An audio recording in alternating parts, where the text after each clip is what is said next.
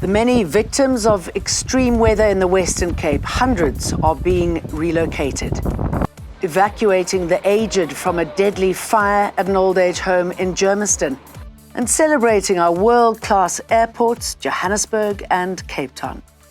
Hello, I'm Jane Dutton. This is Eyewitness News.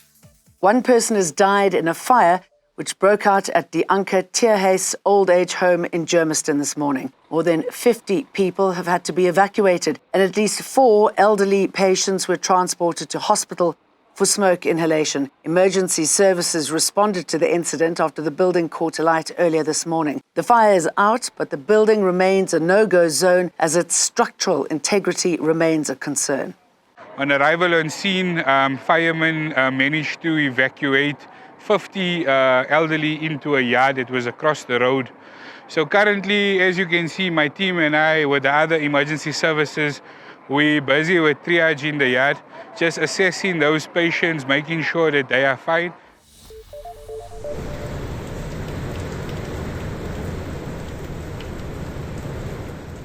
This was Cape Town this morning. Roads either flooded or littered with sand and tree branches that had broken off due to strong winds overnight. And the roof basically ripped off and flew away, and then parts of the windows burst in the room that I was sitting in as well.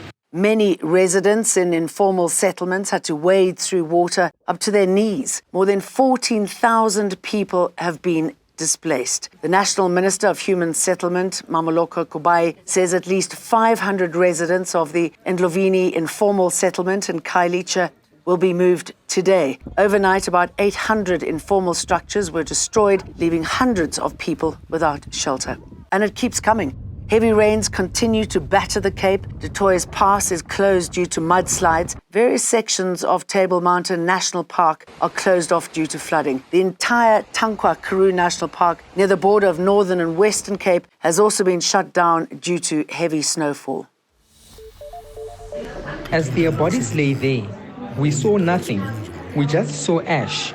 So I just said all the family members should come to the scene.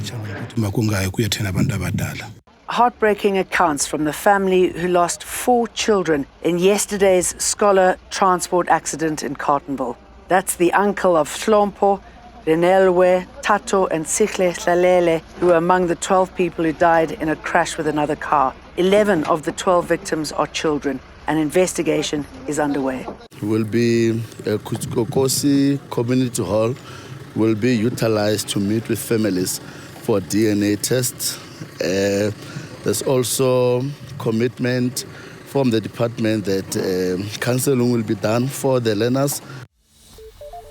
Patriotic Alliance Deputy Leader Kenny Kunene has defended Sports, Arts and Culture Minister Gayton Mckenzie's decision to publish the list of artists who received government funding during the COVID-19 pandemic. Yesterday, it emerged the department paid over 72 million rand in financial relief to more than 3,000 creators between 2020 and 2021. Mckenzie has been widely criticised by political parties for making public the amounts paid to beneficiaries of the department's relief package.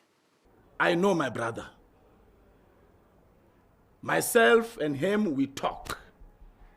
And when we assume a position, we go all out. Even in prison, I was the best T-boy in prison. We are passionate people. MK Party's revolving doors. Former President Jacob Zuma has rejected the resignation of Umkhonto we Sizwe's Secretary-General Arthur Zwane. Zwane stepped down from the position earlier this month, citing an overwhelming workload. The political party has announced Zwane has returned to his seat in the organization after reaching an agreement with Zuma. So he, in effect, it was a temporary measure. He was away. President didn't want him to go at all. And they came to an agreement that, he could go on and deal with the issue that he needed to deal with. And he's obviously resolved the issue that he had to attend to, and he's back. Disaster teams are on high alert in KZN. The South African Weather Service has warned of extremely high fire danger conditions for the region today. This comes after a wildfire in Eshowe on Sunday in northern KwaZulu-Natal. One person died and many homes were damaged. When I tried fighting the blaze near my house, I tripped and fell, and that is when I realized I am burning. My whole body was on fire, but my legs and arms are the most affected. In case you missed it, you can now register for grades 1 and 8 for the 2025 school year in Gauteng. Admissions are open until the 12th of August. And Cape Town International Airport and OR Tambo International Airport now rank amongst the top 10 best airports globally. This is according to AirHelp's 2024 score report, which ranks the world's best and worst airports. Cape Town International Airport came in second on the list and OR Tambo sixth, with the overall winner being Qatar's Hamad International Airport. And that's it from me, Jane Dutton, and the rest of the team. See you again tomorrow. Eyewitness News, in touch, in tune, and independent. For the latest, log on to ewn.co.za or ewn.mobi.